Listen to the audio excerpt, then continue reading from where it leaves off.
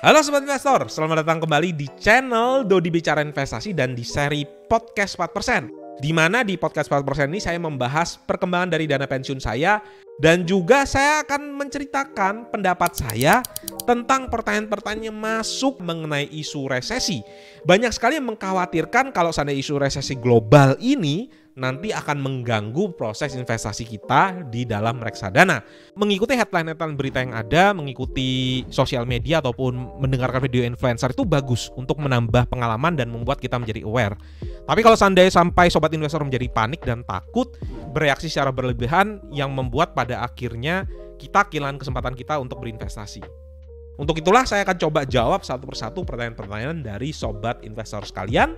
Dan kita akan langsung mulai saja isi dari videonya. Oke, ini adalah tampilan dari aplikasi Bibit dan nilai portfolio saya pada saat ini adalah 947 juta dengan keuntungan nominalnya adalah 190 juta atau setara dengan imbal hasil sebesar plus 25,55%. Nah, kita akan coba lihat ya. Kita klik di sini lihat performa portfolio. Dan ini adalah histori saya berinvestasi di aplikasi Bibit sejak akhir tahun 2019 hingga saat ini. Di mana saya menerapkan yang namanya prinsip nabung rutin, saya tetap masih rutin berinvestasi di sini. Kita akan coba lihat dalam satu hari terakhir terjadi penurunan dalam portfolio saya sebesar hampir 1 juta atau minus 0,13% di sini. Kemudian kalau kita lihat dalam satu bulan sebenarnya terjadi penurunan ya sebesar 16 juta rupiah atau turun sebesar minus 2,15%. Kemudian kalau kita lihat dalam 3 bulan portfolio saya naik sebesar plus 5,5% atau kalau nominalnya setara dengan 41,6 juta. Dari awal tahun atau year to date naik sebesar 7,75% atau setara dengan 58 juta. Dan dalam satu tahun terakhir portfolio investasi saya mengalami kenaikan sebesar plus 8,43%. Di bagian dana pensiun, kita klik di bagian dana pensiun dan ini adalah komposisi investasi saya untuk dana pensiun. Saya adalah investor agresif level 10 di mana dominan isinya adalah reksadana saham.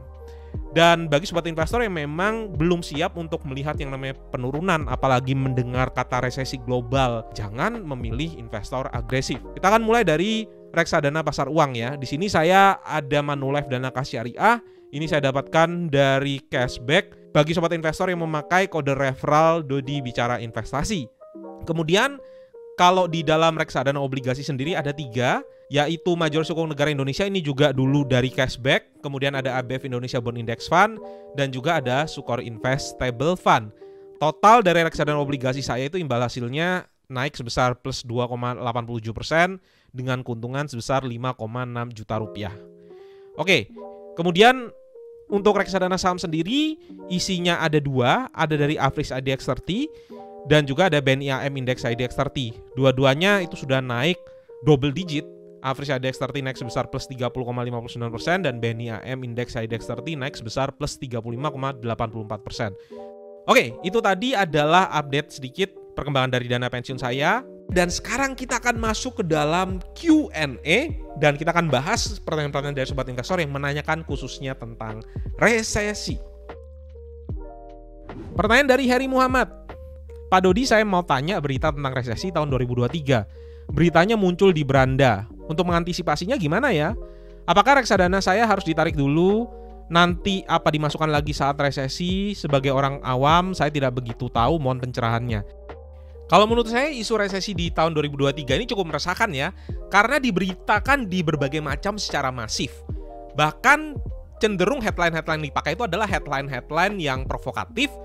Padahal kalau misalnya kita lihat Indonesia sudah bolak-balik mengalami resesi atau bahkan menghadapi resesi global. Misalnya kalau kita lihat ya di tahun 97-98 ada resesi di Asia, kemudian yang paling dekat sekalipun adalah COVID-19 tahun 2020 di mana Indonesia itu mengalami resesi disertai juga dengan dunia. Tentu saja bagi investor awam hal ini sangat mengkhawatirkan karena mungkin kita bisa bereaksi berlebihan terhadap hal-hal ini. Tetapi kalau menurut saya pribadi ini adalah hal-hal yang kita perlu persiapkan ketika memang 2023 kita akan menjadi lebih susah. Yang pertama, pastikan dana daruratnya minimal ada 3 bulan dari biaya hidup. Kemudian yang kedua, pastikan sobat investor mengurangi hutang. Yang ketiga, pastikan setiap bulannya sobat investor ada yang bisa ditabung. Penghasilan harus lebih besar daripada pengeluaran. Dan yang keempat, ketika terjadi market crash sekalipun, selama sobat investor masih tetap terus bekerja dan belum masuk ke masa pensiun, maka menurut saya hal ini fine-fine saja. Tinggal sobat investor harus menguatkan diri sendiri pada saat terjadi penurunan. Ini menurut saya adalah opsi yang lebih realistis daripada kita mencoba untuk market timing, menebak kapan harus keluar dari market dan juga masuk dari market, ataupun menebak alokasi aset mana yang sekiranya aman dari segala macam kondisi-kondisi yang bisa terjadi. Pertanyaan dari Finding Momoland. Halo Pak Dodi, saya mau tanya, banyak banget sumber-sumber di sosmed yang bilang kalau akan resesi. Nah, kalau benar-benar resesi, sebaiknya kita cairin saham-saham sama reksadana kita atau tetap nabung di situ. Gimana supaya tetap aman? Yang namanya investasi, selain di deposito yang dijamin LPS dan obligasi yang dijamin oleh negara, maka tentu saja pasti akan ada resikonya dan tidak bisa 100% dijamin. Investasi di saham dan di reksadana saham bisa mengalami penurunan, apalagi kalau seandainya 2023 itu ada banyak ketidakpastian yang terjadi. Kalau memang cari yang aman ya dari awal jangan investasi di saham dan reksadana saham, investasilah di yang tadi ada jaminannya. Kalau mau tanya saya kapan saat terbaik untuk bisa keluar dan kapan saat terbaik untuk bisa masuk, mohon maaf, saya tidak punya bola kristal yang bisa memprediksi pergerakan harga. Semoga bisa menjawab ya. Pertanyaan dari Rebana Ar-Raudah. Saham apa dan reksadana apa yang aman dan tidak berdampak di masa resesi, Pak? Mohon penjelasannya. Kalau menurut saya pribadi, semua saham dan reksadana saham itu bisa naik dan juga bisa turun. Kalau tidak mau turun ya jangan investasi saham dan reksadana saham. Tetapi juga jangan iri kalau seandainya saham dan reksadana saham naik sampai double digit.